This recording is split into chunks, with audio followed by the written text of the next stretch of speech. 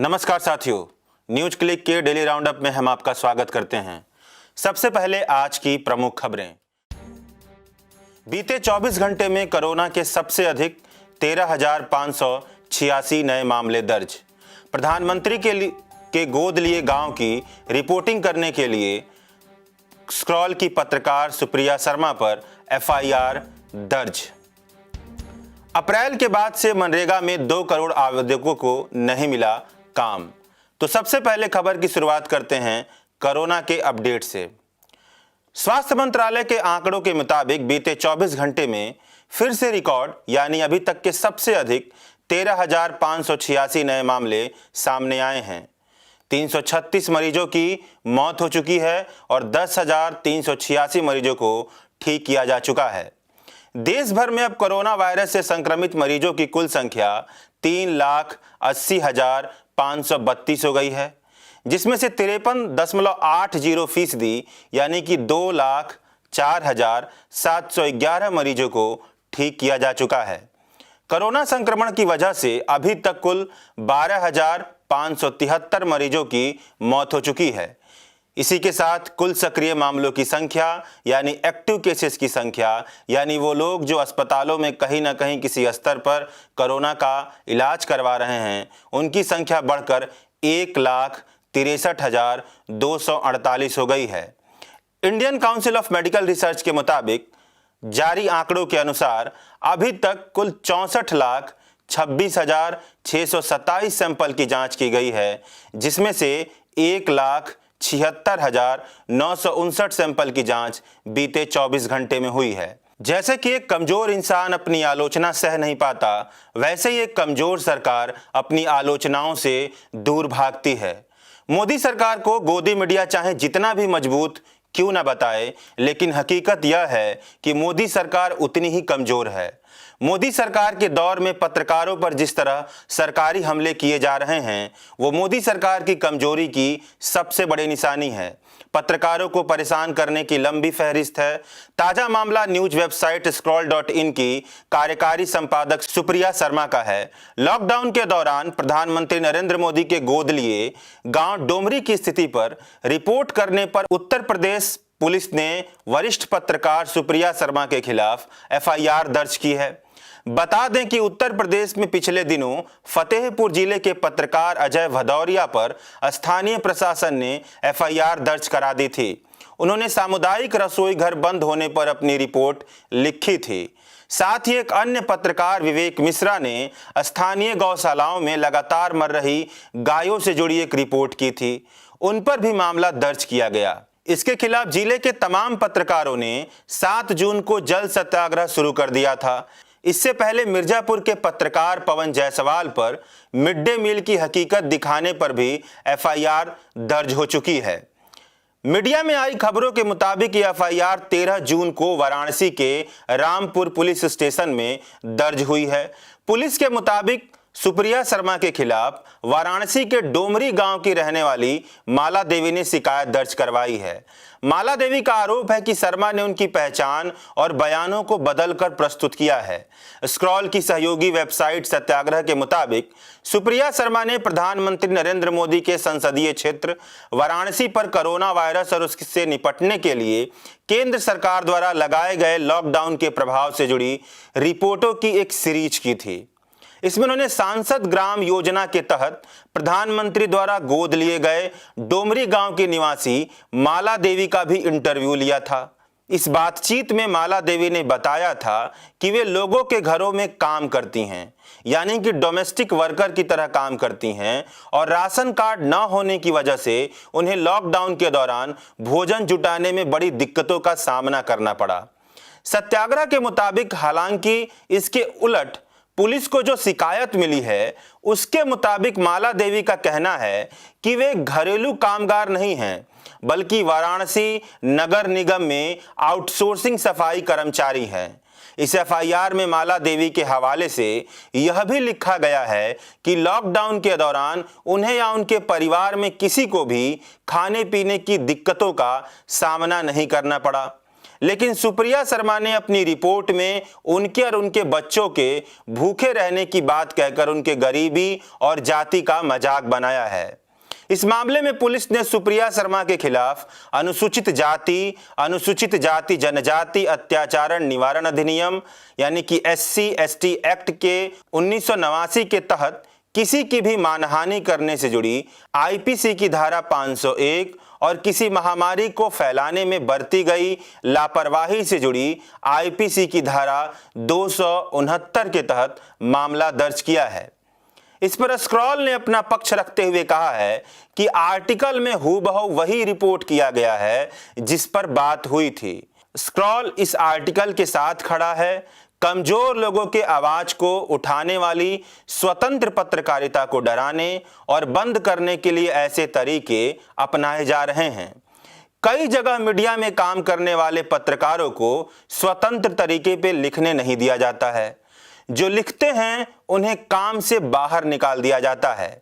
सबकी एक लाइन है कि सरकार के आगे नतमस्तक हो जाना है। जो नतमस्तक नहीं होता उसे पीछे कर दिया जाता है।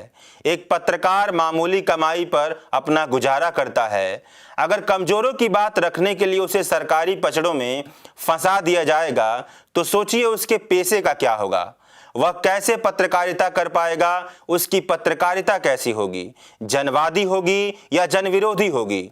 मशहूर पत्रकार रवीश कुमार कहते हैं कि एक डरा हुआ पत्रकार मरा हुआ नागरिक बनाता है। इसलिए पत्रकारों और पत्रकारिता को बचाने के लिए ऐसी नाइंसाफियों के खिलाफ जनता के बुलंद आवाज की जरूरत है। 1 अप्रैल को इस वित्त वर्ष की शुरुआत के बाद अब तक 2.5 महीने गुजर चुके हैं।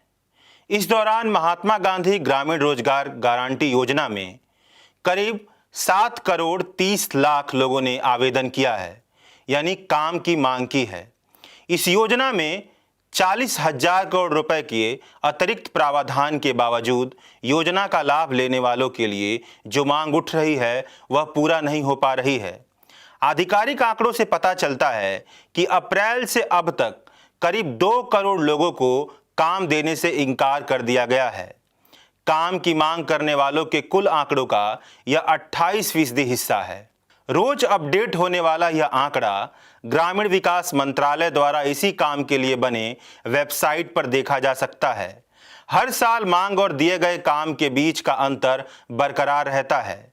उदाहरण के लिए पिछले साल 1 करोड़ 45 लाख लोगों को काम देने से इनकार कर दिया गया, लेकिन इस साल स्थितियां ज्यादा परेशान करने वाली हैं। अभी इस वित्त वर्ष के सिर्फ 2.5 महीने निकले हैं, लेकिन काम ना पा सकने वाले लोगों की संख्या पिछले वित्त वर्ष के कुल आंकड़ों को पार कर चुकी है। कुछ राज्यों में तो काम देने से इनकार करने में खास सक्रियता दिखाई गई है। उत्तर प्रदेश में करीब 34 लाख लोगों को काम देने से इनकार कर दिया गया। ग्रामीण रोजगार गारंटी के तहत प्रदेश में आवेदन करने वाले लोगों की यह कुल संख्या तकरीबन 36% थी। वहीं राजस्थान में 33 लाख, पश्चिम बंगाल में 20 लाख, मध्य प्रदेश में 17 लाख, छत्तीसगढ़ में 14 लाख, बिहार में 14 लाख, तमिलनाडु में 12 लाख और ओडिशा में 11 लाख लोगों को काम नहीं मिल पाया। मनरेगा में बड़ी संख्या में लोगों को काम देने को लेकर कई राज्य सरकारों ने अपनी पीठ थपथपाई है, लेकिन जिन लोगों को काम नहीं मिल पाया उस आंकड़ों से ही केंद्र सरकार द्वारा योजना को लागू करने के तरीके की असली तस्वीर सामने आती है। 24 मार्च से लागू देशव्यापी लॉकडाउन ने प्रभावी तरीके से भारतीय अर्थव्यवस्था के ज्यादातर हिस्से को बंद कर दिया है। इससे तकरीबन 12 से 15 करोड़ लोगों की नौकरियां चली गईं, क्योंकि इनमें से ज़्यादातर लोग अनौपचारिक रोजगार में लगे थे, जिन्हें काम भत्ते मिलते थे और उनके पास थोड़ी ही बचत थी, वो बचत भी खत्म हो गई है। इन लोगों को बहुत जल्दी भूखमरी का सामना करने पर मजबूर होना पड़ा। महात्मा गांधी राष्ट्रीय ग्रामीण रोजगार गारंटी योजना के तहत काम बंद हो गया, लेकिन 20 अप्रैल तक सरकार को कोई सुध ही नहीं थी। लाखों लोग बेरोजगार थे, खासकर वे मजदूर जिन्हें सरकार ने अपने हाल पर छोड़ दिया था। यह लोग बड़े शहरों से दूर दराज के अपने कस्बों में पहुंचे थे। उन्होंने मनरेगा में काम लेने की कोशिश की। आखिर उनके पास छोटी मोटी आय का सिर्फ एक ही साधन बचा था। इस तरह काम की मांग करने वालों में सबसे अधिक मासिक उछाल आया, जिसके तहत 3 करोड़ 24 लाख परिवारों को इस साल मई में काम दिया गया। आमतौर पर काम के आवेदन गर्मियों के महीने में बढ़ते हैं, जब रबी के फसल की कटाई का मौसम खत्म होता है। 2019 में मानसून आने के पहले अप्रैल, मई और जून के महीने में काम पाने वाले परिवारों की संख्या बढ़ गई, क्योंकि इस दौरान खरीफ की फसल लगना शुरू होती है। लेकिन इस साल लॉकडाउन के चलते चीजें बुरी तरह से हिल गई हैं। पहली बार अप्रैल में काम पाने वाले परिवारों की संख्या पिछले महीने से कम हो गई। मार्च में काम पाने वालों के 1 करोड़ 59 लाख के आंकड़े से गिरकर यह संख्या 1 करोड़ 11 लाख हो गई। लेकिन जैसे ही मई में मनरेगा गतिविधियां शुरू हुई, इस आंकड़े में बहुत तेजी से उछाल आया। 17 जून तक करीब 1 करोड़ 20 लाख परिवारों को काम दिया जा चुका था। इन उछाल भरे आंकड़ों के बीच हमें उन लोगों की बड़ी संख्या दिखती है जिन्हें काम नहीं दिया गया।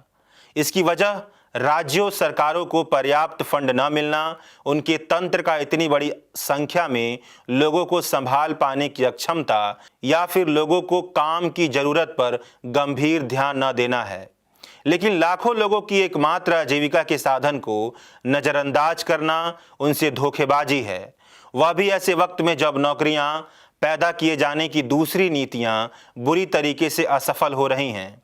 जबकि इस कठिन दौर में मोदी सरकार से लोगों को सीधे नकद की राहत मिल पा रही है, जिसकी नीतियों ने आंखों पर काली पट्टी बांध रखी है। चीनी सामानों के बॉयकॉट करने से नहीं, बल्कि चीन पर कूटनीतिक दबाव करने से चीन के साथ जो तनाव है वह सुलझेगा। इस पर अपनी राय रख रही हैं वरिष्ठ पत्रकार भाषा सिंह। सुनिए उनके राय का यह हिस्सा। एक सवाल पूछा जाना चाहिए उन लोगों से भी जो सामान फेंक रहे हैं या फेंकने का आह्वान कर रहे हैं, चाहे वो इंदौर के ट्रांसपोर्टर्स हों या बाकी और लोग, कि क्या वे उस झूले को भी फेंकने की बात करेंगे जिसमें जब चीन के राष्ट्रपति आए थे और अहमदाबाद पे वो झूला झूले थे प्रधानमंत्री नरेंद्र मोदी के साथ, क्या उसे भी उखाड़ के फेंक देना चाहिए?